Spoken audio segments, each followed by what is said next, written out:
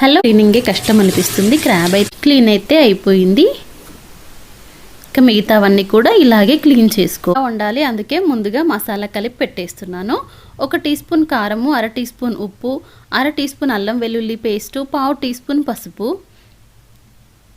మీరు ఉప్పు కారం అనేది మీ రుచికి తగ్గట్టు వేయొచ్చు.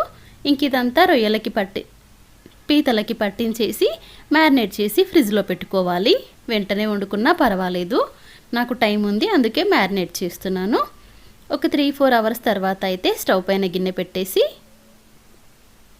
1-2 స్పూన్లంత నూనె వేసి మీడియం సైజు ఉల్లిపాయని కట్ చేసి ముక్కలు వేయాలి.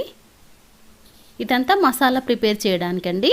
అందుకే ఉల్లిపాయ ముక్కలు కొద్దిగా లావుగానే కట్ చేశాను. ఉల్లిపాయ కొంచెం వేగి ఇలా ట్రాన్స్పరెంట్గా అయిన తర్వాత 1 టేబుల్ స్పూన్ ధనియాలు, కొన్ని వెల్లుల్లి రెబ్బలు, చిన్న అల్లం ముక్క, ఒక 2-3 లవంగాలు, 2 యాలకులు, చిన్న దాల్చిన చెక్క ముక్క, ఇవన్నీ వేసేసి వేయించాలి. అంటే నేను కొంచెం క్వాంటిటీ వండుతున్నాను కాబట్టి ఇంకా కొద్దిగానే వేశాను.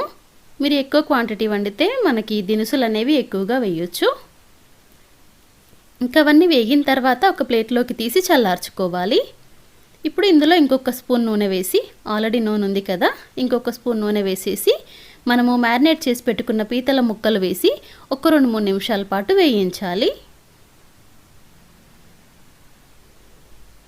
ఇది వేగేలోపైతే ఒక 2 టమాటాలని ప్యూరీ చేసి పెట్టుకోవాలి.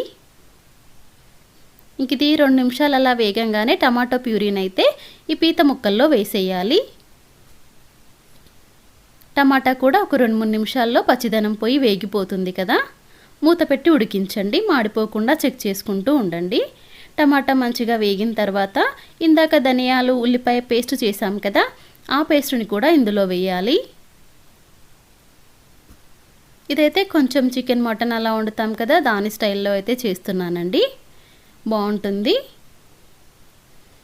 కొద్దిగా నీళ్ళు, ఒక 1/2 కప్పు దాకా నీళ్లు కూడా పోసేసి బాగా కలిపి మూత పెట్టి ఉడికించాలి. ఒక 15-20 నిమిషాల పాటు ఉడికించుకోండి. మధ్య మధ్యలో చెక్ చేసుకుంటూ ఉండాలి. మనం కావాల్సిన మసాలాలు, దినుసులు అన్నీ కూడా వేసేసాం కాబట్టి ఇంకా ఉడికించుకోవడమే. ఒక 10 నిమిషాలు అలా ఉడికిన తర్వాత ఒక 2-3 పచ్చిమిర్చి ముక్కలు, కొద్దిగా కరివేపాకు వేసి కలిపి మరొక 10-12 నిమిషాలు ఉడికించుకోవాలి. ఇక్కడ నేను చింతపండు అయితే ఏమీ వేయలేదండి. మీకు గ్రేవీ అనేది ఎక్కువగా కావాలి అంటే కొంచెం వాటర్ వేసుకోండి. లేదు చిక్కగా కావాలి అంటే తక్కువ వాటర్తో అలాగే ఉడికించుకోండి. అంతే అండి, ఇంకా పీతల కర్రీ అయితే రెడీ అయిపోయింది. చివర్లో కొత్తిమీర ఆకుంటే సన్నగా కట్ చేసి వేసుకుంటే సరిపోతుంది.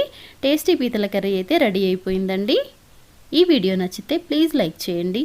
ప్లీజ్ సబ్స్క్రైబ్ చేసుకోండి. Thanks for watching.